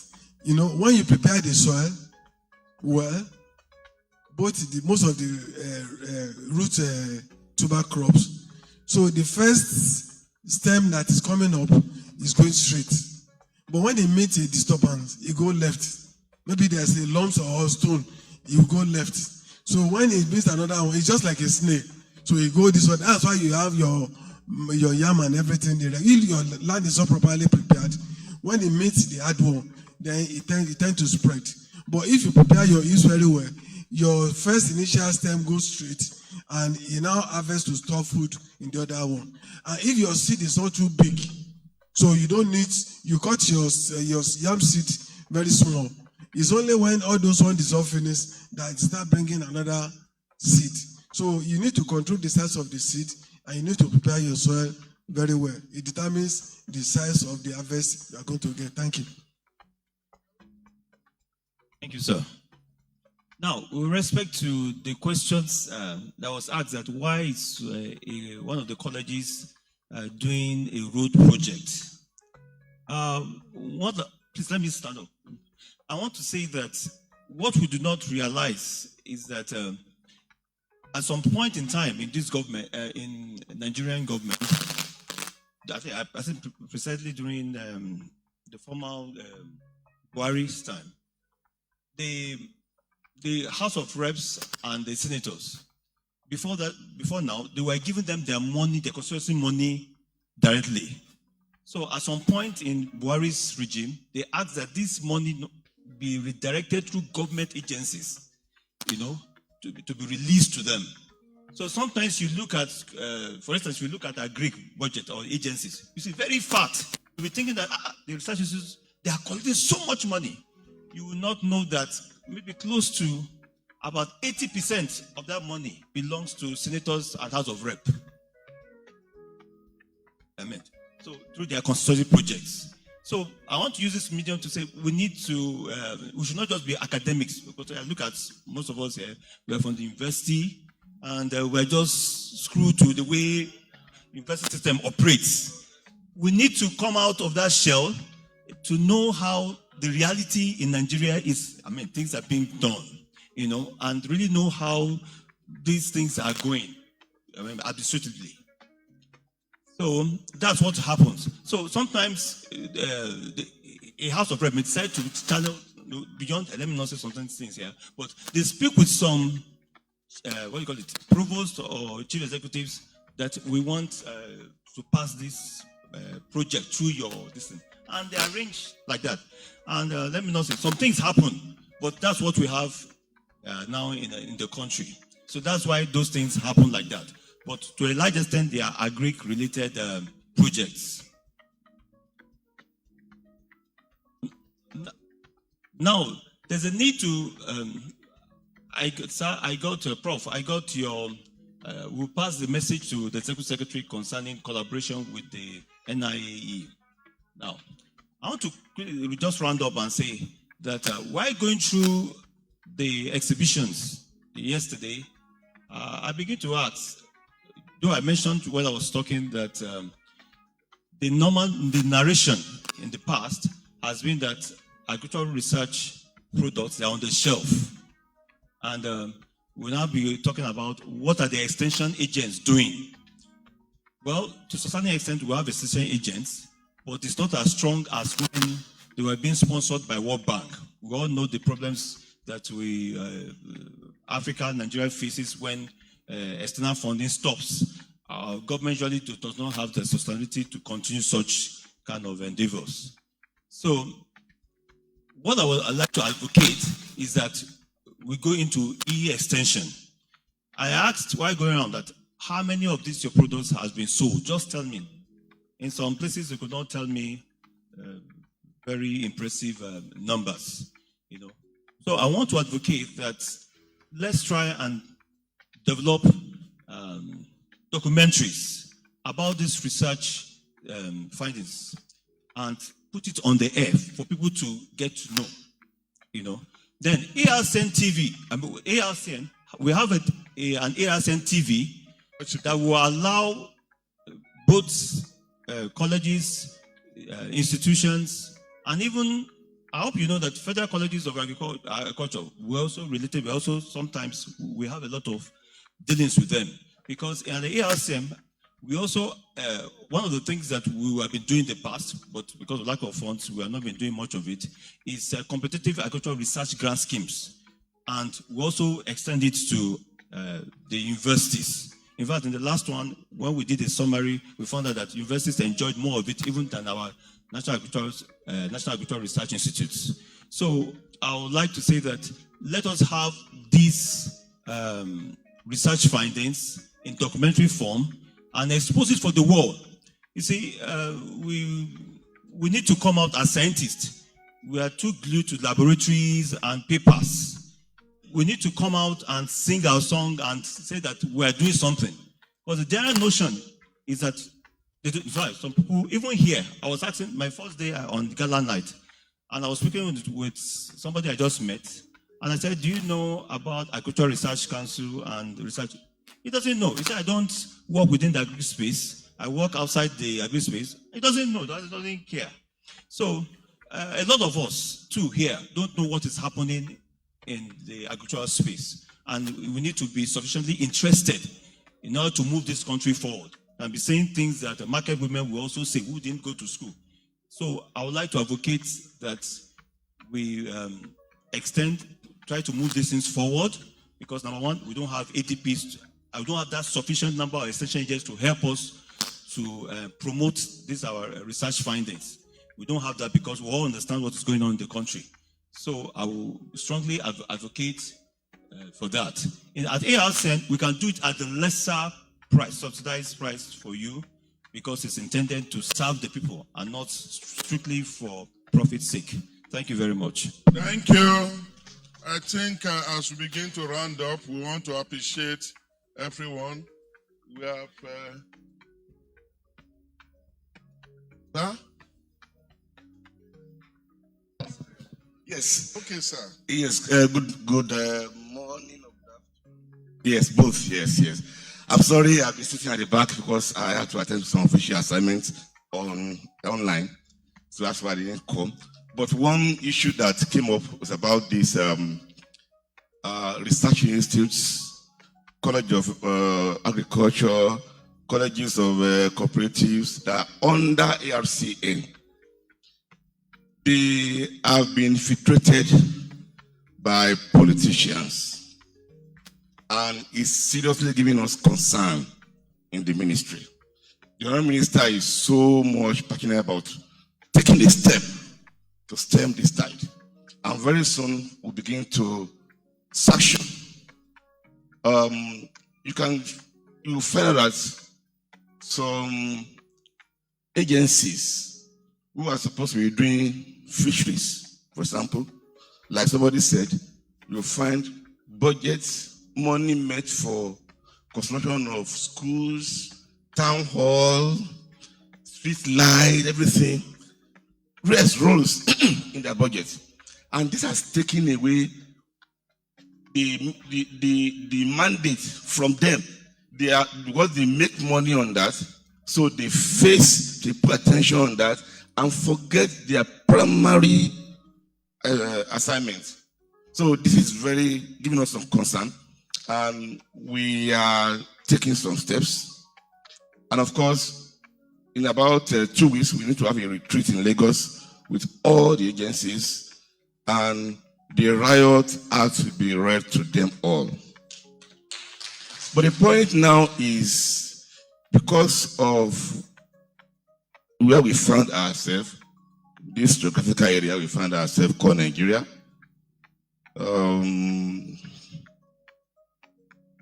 Okay, so we need to be careful. We just need to be careful. So there are a lot of people who we negotiate and just take the project to a place because one, they don't have the capacity to do it, they don't have staff, they don't have any technical know-how about the project. So they just do some things and some other things, and then some other things happen. Yes. So but we are working on it. I'm sure we can achieve it within a year or 2 or 3, but we'll start. And of course, the first person that we're going to really deal with is ARCN. ARCN is the first point of call. We're going to really deal with ARCN because if ARCN cannot coordinate the science, then leave the place. If ARCN cannot do the job, then let's find somebody else who can do the job. But I can tell you, I can do the job. So, and I will do the job. Thank you very much. Thank you, our amiable PAMSEC. We want to appreciate you. You will all agree with me that this plenary session has been very informative. Even the one we are not supposed to hear, we have heard it. And so, I want to believe we have learned, we have unlearned, and we have also relearned. And on that note, I want to appreciate our plenary speakers 1 and 2 from the coordinating session, the ARCN, and of course from the people on the field. Even though the ARCN was tending towards what is going on in town now, people trying to criticize us professors. That is another debate for another day. But just to tell you that everybody must do what he or she is supposed to do. When we do that, put round peg in a round hole, then we will get there. So on that note, I want to also say that things that are comments that are of note, observations that have been made, our very beautiful, amiable rapporteur, who is also an ESCO of WABEN, has helped us to note some of this, and they are going to be part of the communique at the end of the day. It's on this note that I want to thank you for the opportunity given to us to serve you in this session. Once again, thank you and God bless. Please, you don't have to go. We'll take a group. You take a group photograph with the rapporteur, the national, our national chairman. Okay, the national vice chairman is here. The president of the Nigerian Society of Engineers. Our regulator, the president of COREN, you can please join in this group photograph.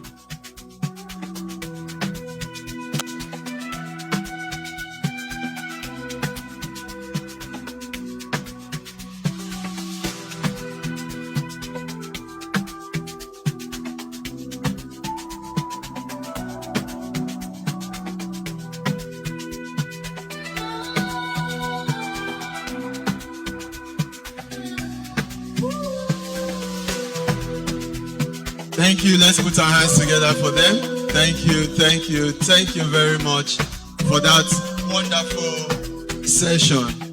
Thank you very much to the moderator, Engineer Professor TMA Olayanju, the former Vice Chancellor, Landmark University. Thank you all very much. So, distinguished guests, ladies and gentlemen, I'll take a few announcements and then we shall be having our short tea break. We shall come back at 12:30 to continue the second plenary section. Please please, I would like to inform you that all participants to go and get the flash drive that contains all documentations and everything, documents and all the papers for this conference. But please show your receipt to get it at the registration venue. Also, please, you are requested to update your information on the website so that you can easily participate in the election and have your information updated. Thank you all very much. See you at 12:30. Prompt 12:30, we are commencing plenary section 2. Thank you very much. Online participants, please go and have your tea break, have some rest. Join us at 12:30.